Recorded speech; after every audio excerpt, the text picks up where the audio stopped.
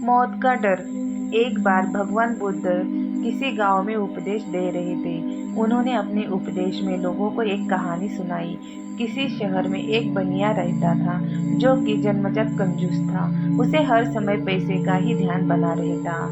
वह बहुत अधिक पैसा कमाना चाहता था। वह हमेशा अपने शहर के सबसे बड़े सेठ के दरबार बराबर होना चाहता था, जिसके कारण वह एक एक पैसे को इकट्ठा किए जा रहा था। एक दिन उसे खबर मिली कि उसके शहर के सबसे बड़े सेठ की मृत्यु हो गई।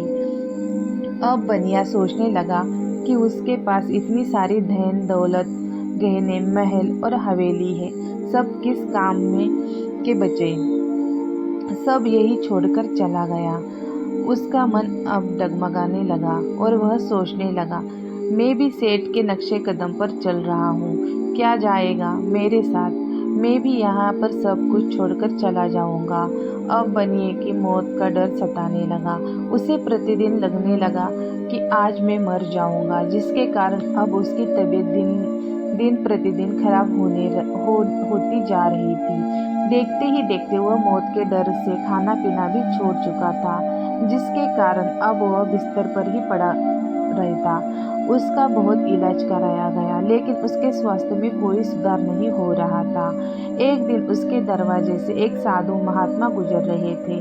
उन्होंने बनिए को अपने दरवाजे के सामने खाट पर बैठे देख पूछा, लाला जी क्या हुआ, कुछ दिक्कत है क्या, आपका स्वास्थ्य ठीक नहीं लग रहा है। बनिए ने साधु महात्मा को अपनी पूरी व्यथा रो रो कर बताई। उसकी बातों को सुनकर साधु ने हंसते हुए कहा, तुम्हारे रोग का इलाज बहुत साधारण है। बनिए ने साधु महात्मा से बड़ी लालसा से साथ पूछा, महाराज कृपया मुझे इलाज बताइए। साधु महात्मा ने उसे कहा, जब भी तुम्हारे मन में मौत का ख्याल आए तो तुम जोर से कहना, जब तक मौत नहीं आएगी मैं जिंदा रहूँगा। इस नुस्खे को आप 10 दिन तक आजमाना।